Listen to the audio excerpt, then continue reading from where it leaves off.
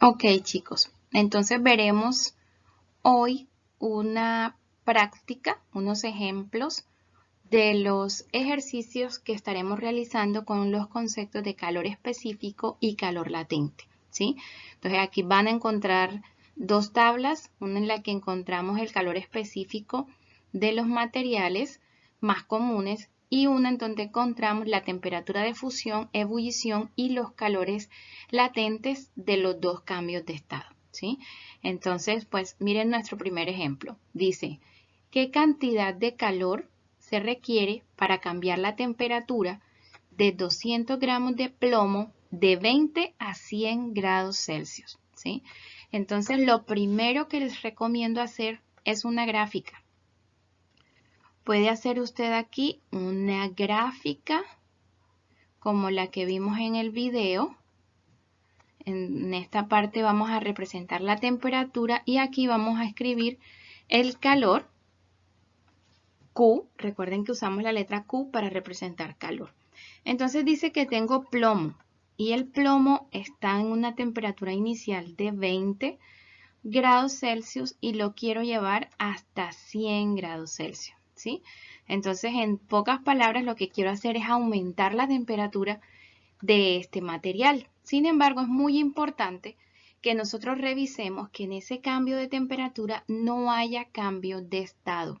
Recuerden que si hay cambios de estado, nos toca incluir dentro del cálculo el calor latente. Entonces, en esta tablita podemos mirar aquí el plomo y dice que el primer cambio de estado lo sufre a su temperatura de fusión, que son 327.3 grados Celsius. 327 queda por fuera de ese rango que estoy analizando, así que significa que este material no sufre cambios de estados en este momento. Si solamente tiene un cambio de temperatura, yo voy a utilizar la ecuación Q es igual a mc por delta de T, donde solamente voy a trabajar con el calor específico del material, ¿sí? Entonces aquí voy a hacer una zona inclinada que representa que hay un cambio de temperatura. Aquí la estoy leyendo hacia arriba porque su temperatura inicial es 20, su temperatura final es 100, ¿sí?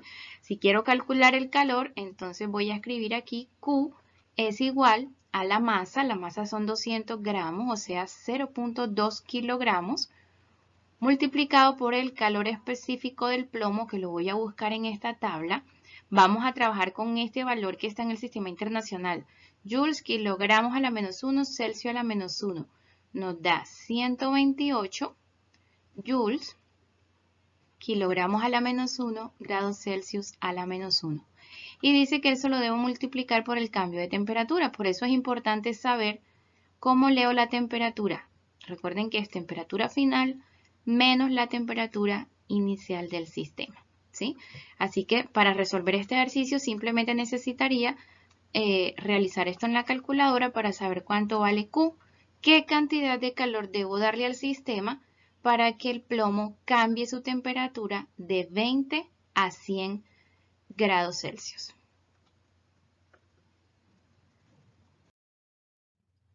Vamos a mirar un segundo ejemplo utilizando la misma ecuación, pero nos pueden preguntar cualquier otra variable. Entonces dice, por ejemplo, un horno aplica 400 kJ. ¿Qué son 400 kJ? Bueno, miren que la unidad allí es joules, pero con una K adelante me está hablando de kilojoules. O sea que si quiero ponerlo en el sistema internacional, ese kilo es como para multiplicar por 1000, así que serían 400.000 joules de calor a 4 kilogramos de una sustancia. Entonces me están dando la masa, son 4 kilogramos. Dice causando que su temperatura se eleve en 80 grados Celsius. Cuando me dicen su temperatura se eleva en, ya me están dando ahí el delta de T. Miren que solo me dan un valor de temperatura. Quiere decir que me están dando el cambio de temperatura es de 80. Y la pregunta es, ¿cuál es su calor específico? Entonces, como se dan cuenta, es utilizar la misma ecuación, Q igual a mc por delta de T. tengo el calor, tengo la masa y tengo el delta de T. Sería simplemente despejar. ¿Cómo despejamos C? Bueno, recuerden que debería dejarlo solito y le quito lo que está al lado. Revisen lo que está haciendo lo de al lado. Lo de al lado dice que está multiplicando, así que pasaría al otro lado a dividir. Aquí me quedaría la masa por el delta de T. Tengan en cuenta las unidades. Miren que aquí convertimos el calor al sistema internacional, que es las unidades de joules, y simplemente aplicamos la calculadora para encontrar cuánto sería el calor específico. Si es un material conocido, pues podremos llegar a compararlo con los valores que están en esta tabla, ¿sí? Nos vendríamos aquí a mirar a ver si se parece a alguno de los que está aquí, ¿sí? Y podríamos identificar el material del que estamos hablando. Pasemos a un siguiente ejemplo. Dice, se tienen 540 kilogramos de cobre. Entonces voy a ir escribiendo aquí los datos. Eso me representa la masa, bastante, 540 kilogramos. Me están diciendo que es cobre. ¿Para qué me sirve saber el material? Para poder buscar aquí la información. Miren, acá está el calor específico del cobre. Y por acá abajo encontramos todos los datos de sus cambios de estados y de sus temperaturas de fusión y ebullición. Entonces ahí estamos pendientes a ver qué información necesitamos. Entonces dice masa de cobre que inicialmente está a 20 grados Celsius. Me están dando su temperatura inicial, 20 grados Celsius. La pregunta es, ¿cuánto calor se necesita para fundir el cobre? Y me piden que haga una gráfica de temperatura versus calor. Entonces ya esta gráfica la sabemos hacer. Es una gráfica en la que pongo en el eje X el calor y pongo en el eje vertical la temperatura. Y entonces me dicen que el cobre está a 20. Vamos a ponerlo aquí, 20 grados Celsius. Y me dicen que lo funda. Queremos fundirlo completamente. Esto es cobre, así que revisamos la tabla en donde dice que para fundirlo necesita llegar a una temperatura de 1083 grados Celsius, ¿sí? Ese es su primer cambio de estado. Quiere decir que yo aquí en mi tabla tengo que poner el 20, que es su temperatura inicial, y llevarlo hasta la temperatura de su primer cambio de estado, 1083 grados Celsius, ¿sí? Entonces, lo primero que debo hacer para fundir lo que es, miren que fundirlo significa un cambio de estado, ya estamos incluyendo el concepto de calor latente, pero antes de hacer ese cambio de estado, primero tengo que llevarlo hasta esa temperatura. Entonces, yo dibujo una zona inclinada en la que primero tengo que aumentar la temperatura de la sustancia hasta la que me interesa. Cuando llega ahí, a 1083, tengo que seguir dándole calor para que él cambie de estado. Y ese cambio de estado, recuerden que ya hemos estudiado, que lo representamos con una línea horizontal, que me está indicando que está aumentando el calor que le estoy dando, pero ese calor se está utilizando es en romper los enlaces de las moléculas para que se produzca el cambio de estado. Y mientras la temperatura permanece constante, ¿sí?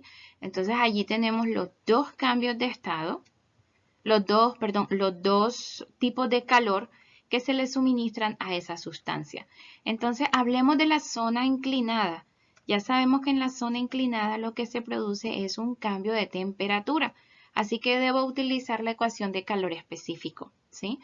Voy a llamar a esta zona paso 1 y luego voy a poner a esta paso 2. Entonces aquí voy a llamar a Q1. Q de la zona 1. Debo hacer entonces su masa, que son 540 kilogramos, por el calor específico del cobre, que en esta tabla nos dicen 387 joules, kilogramo a la menos 1, Celsius a la menos 1, por el cambio de temperatura. Entonces, para hacer el cambio de temperatura tengo que hacer final menos inicial. O sea, 1083 menos 20. Eso nos está dando 1063 grados Celsius, ¿sí? Aplicamos calculadora para saber cuánto da. ¿Cómo calculamos el calor en la segunda zona? Como ya es un cambio de estado, yo debo utilizar M por L con el calor latente. ¿Qué calor latente debo utilizar? Aquí en la tabla dice calor latente de fusión, calor latente de vaporización. Entonces tengo que ubicarme en qué cambio de estado está sufriendo. Entonces, como es a la temperatura de 1083, que es la temperatura de fusión, debo poner entonces calor latente de fusión, que en este caso entonces sería Q2 es igual a la masa, 540 kilogramos, por el calor latente, que es 1.34 por 10 a la, creo que a las 5 tal vez, ahorita verificamos, joules kilogramos a la menos 1. Es como a las 5 o a las 6. No logro distinguirlo porque la tabla está muy pequeña. Entonces, simplemente sería utilizar calculadora y resolver. ¿Qué hago después con Q1 y Q2? Pues lo sumo. Q total sería Q1 más Q2. ¿Sí? Porque la pregunta es ¿cuánto calor se necesita para fundir el cobre? Teniéndolo a 20. Entonces tendría yo que sumar Q1 más Q2 para saber cuánto calor en total necesito para poder realizar el cambio de estado en este material. ¿Sí? Entonces, cada vez que nos pongan un ejercicio de estos, lo recomendable primero es hacer la gráfica, ubicar las temperaturas, mirar si dentro de ese rango de temperaturas que me están dando incluye cambio de estados y empezar a hacer la gráfica, la escalonada, ¿sí? Para saber si hay zonas inclinadas solamente o si hay zonas inclinadas y zonas planas, porque en cada zona yo debo utilizar la ecuación correspondiente con calor específico o con el calor latente que se necesite, sea de fusión o sea de vaporización. ¿Listo? Bueno, con esto vamos a intentar resolver los ejercicios que están en el taller.